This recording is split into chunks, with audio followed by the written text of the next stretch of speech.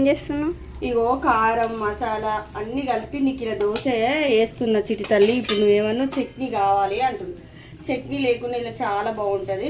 మంచిగా మసాలా దోశ, మసాలా కలిపిన కారం మంచిగా ఇవాళే పట్టించుకొచ్చినాం. కారం అయితే మేము మంచిగా రెడ్గా ఉంది కారం.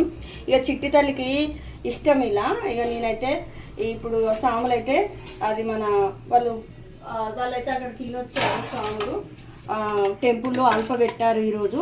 అక్కడనైతే సాములు తినొచ్చారు. ఇప్పుడైతే మాకైతే దోశ ఫ్రెండ్స్, కారం దోశ, మసాలా దోశ సూపర్ ఉంటుంది.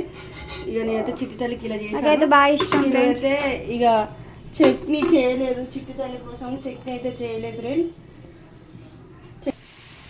ఇక చిట్టి తల్లి అన్నం తినాలంటే ఇక నాకు బాధ వేసింది ఫ్రెండ్స్. అందుకే ఇక చిట్టి తల్లి ఏం తినకుండా మళ్ళీ అలాగనే పడుకుంటుందని ఇలా వేసాను చిట్టి తల్లి కోసం. ఎందుకంటే ఇక మా ఇద్దరి కోసం ఇప్పుడు రైస్ ఏం పెట్టాలి. పొద్దున గోరుచిక్కుడుగా వండినాం. ఇక ఒక పావు కిలో గోరుచిక్కుడుగా వండినాం.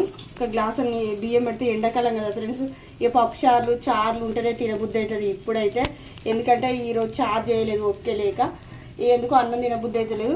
ఇలా పొద్దున పొంగడలు పోయంగా పిండి ఉంది కదా, దాన్ని ఇప్పుడైతే మసాలా దోశ అయితే వేసుకుంటున్నాం చిట్టి తల్లి కోసం. సూపర్ ఉంటుంది ఫ్రెండ్స్. నచ్చినట్టయితే లైక్ చేయండి, షేర్ చేయండి, సపోర్ట్ చేయండి, సబ్స్క్రైబ్ చేయండి. చిట్టి తల్లి కోసం నా కోసం అయితే కామెంట్ బాక్స్లో కామెంట్ పెట్టండి. బాయ్ ఫ్రెండ్స్, మరొక వీడియోలో మళ్ళీ కలుద్దాం.